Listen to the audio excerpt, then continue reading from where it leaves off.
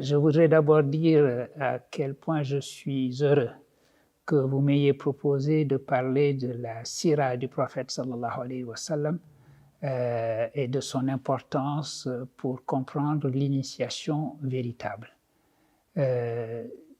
C'est un devoir et un devoir agréable pour tout musulman, toute musulmane de méditer en effet la vie du prophète sallallahu alayhi wa sallam parce que notre compréhension de la religion ne peut être véritablement complète que si nous comprenons en quoi le prophète de l'islam est lui-même, porte en lui-même la signification même de cette religion. Nous le savons évidemment, la tradition nous enseigne que lorsque la mère des croyantes, Aïcha, que Dieu soit satisfait d'elle, était interrogée sur les qualités du prophète, elle a indiqué que les qualités du prophète étaient le Coran.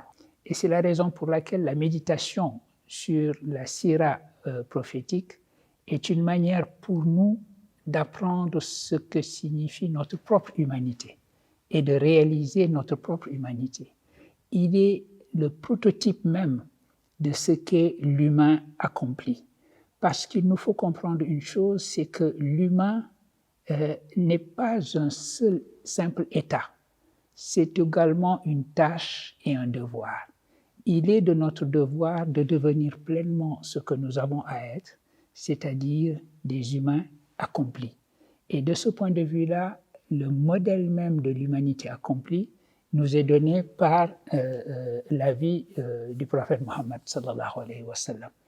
Et c'est la raison pour laquelle méditer tous les différents moments de sa vie, s'identifier parfois même à ces moments est une manière pour nous de comprendre ce qui est la véritable initiation, c'est-à-dire le véritable chemin vers la réalisation de notre propre humanité.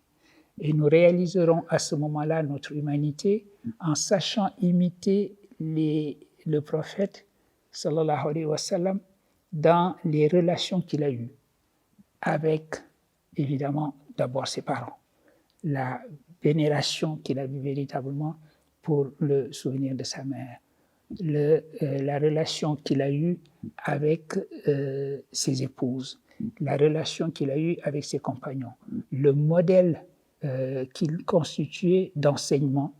Et sur chacun de ces aspects, il nous appartient de modeler notre propre existence et nos différentes attitudes. Voilà pourquoi la méditation, la connaissance de la sira prophétique et la méditation sur cette sira prophétique est le complément nécessaire à notre éducation religieuse, notre éducation dans notre religion islamique. Et ce mois de Ramadan est évidemment un mois béni, c'est le mois du Coran, c'est le mois de la réception par le Coran de cet humain accompli, de cet humain parfait qui était le prophète Mohammed sallallahu alayhi wa sallam.